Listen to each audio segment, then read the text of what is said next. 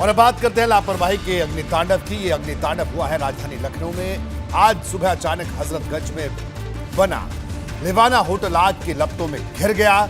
कई घंटे तक राहत बचाव कार्य चला, लेकिन 4 लोगों की दर्दनाक मौत हो गई। वहीं पुलिस ने होटल मालिक रोहित और राहुल अग्रवाल को हिरासत में लिया है। तो मुख्यमंत्री योगी आदित्यनाथ लगातार इस घटना पर नजर बनाए हुए हैं, क्योंकि जब ये हादसा हुआ तो सीएम योगी न सिर्फ घायलों से मिलने अस्पताल गए, बल्कि तुरंत ही उन्होंने इस पर एक्शन लेने का भी आदेश दिया।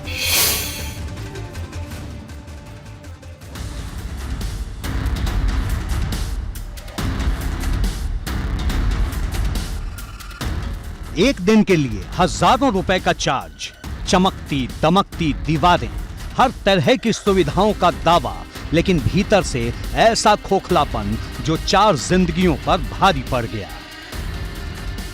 इस भयानक हादसे में जिस गुरनूर आनंद और साहिबा कौर की जान गई वो मंगेतर थी। कुछ दिन पहले ही सगाई हुई थी, कुछ ही दिनों में शादी होने वाली थी। दोनों ने तमाम सपने देखे होंगे, लेकिन उन सपनों को भ्रष्टाचार और लापरवाही ने मिलकर कुचल दिया।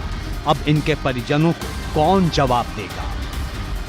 कोई फायर सेफ्टी मेजर्स नहीं है इस तरह के होटल्स में। फायर सेफ्टी मेजर्स इन्वेस्टिगेट होना चाहिए। कैसे 2 जवान बच्चे हमारे चले गए? कौन रिस्पॉन्सिबल होगा? अधिकारी तो हेल्प कर रहे हैं, यहाँ पे सब चीजें हेल्प कर रहे हैं, पर डेथ हो गई। अब मैं उनको वापस ला सकता हूँ क्या? यह सिर्फ एक हादसा नहीं था, ये भ्रष्टाचार का वो नमूना था जो वक्त वक्त पर सामने आता रहता है।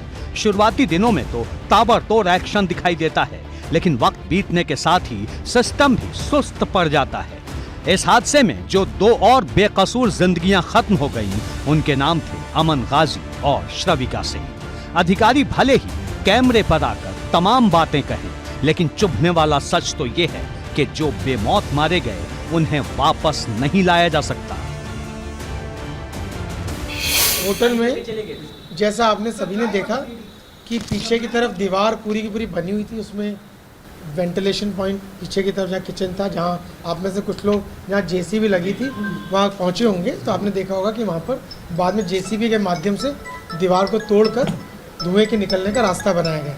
इसी प्रकार होटल में जिस तरफ आप भी सभी लोग खड़े थे और जहाँ पर राइट हैंड साइड में अंदर जाके हम खड़े हुए, वहाँ दीवार में खिड़कियों के बाहर लोहे के की ग्रिल लगी हुई थी और ग्रिल के साथ वो प्लाई बोर्ड्स और उस किस्म के बोर्ड्स लगे हुए थे, जिसकी वजह से अंदर उसे तोड़ पाने में दिक्कत आ रही थी। कानून और नियमों के साथ लुका छिपी खेलने वाला लिवाना होटल सील हो चुका है। लेकिन सोचिए, राजधानी के बीचों बीच हजरतगंज में बैठकर कैसे सिस्टम को आंख दिखाया जा रहा था। जिस वक्त होटल में आग लगी उस वक्त कई लोग थे।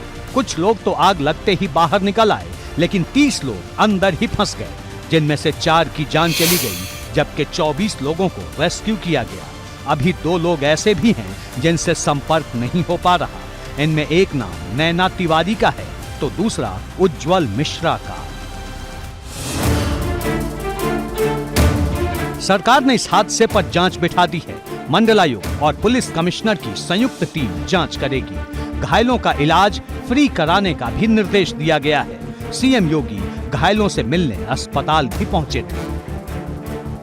न तो ऐसी आग पहली बार लगी है और न ही पहली बार सरकारी अमला हरकत में आया है। अफसोस तो इस बात का है कि जब कहीं हादसा होता है तभी सिस्टम की नींद टूटती है। लखनऊ में आग लगते ही नोएडा में मॉक ड्रिल शुरू हो गई। सेक्टर 27 के फॉर्च्यून होटल में खामियां भी पाई गई, जिसे नोटिस देने की प्रक्रिया शुरू कर दी गई है। चेकिंग अभियान की एक तस्वीर वाराणसी से भी आई, जहां कई होटल में फायर सेफ्टी के इंतजाम नाकाफी मिले। लखनऊ की घटना के बाद बनारस भी पूरी तरह से सतर्क नजर आ रहा है। बनारस कमिश्नरेट के आदेश पर होटलों में चेकिंग अभियान चलाया गया। जो अग्निशमन की व्यवस्था है उसको देखा गया। 3 होटलों में अभियान चलाया गया है और 3 होटलों में अभियान के दौरान कमियां भी मिली हैं। आपको बता दें कि वहां पर अग्निशमन की व्यवस्था में कमियां मिली हैं। जो फायर के अलार्म हैं उनको भी पूरी तरह से वहाँ पर नहीं लगाया गया था, यानी एक ही जगह पर अलार्म का सिस्टम था। बहुमंजिला इमारतें थी, हर जगह अलार्म बजने की व्यवस्था नहीं थी। यानी नोएडा हो या वाराणसी, राजधानी से लेकर प्रदेश के कोने कोने तक हाल एक जैसा है। अब प्रार्थना कीजिए कि लखनऊ के हादसे के बाद अधिकारियों की जो नींद टूटी है वो ऐसे ही रहे, क्योंकि अगर सिस्टम फिर सो गया तो कई लोगों की जिंदगी खतरे में पड़ सकती है। एबीपी गंगा के लिए ब्यूरो रिपोर्ट।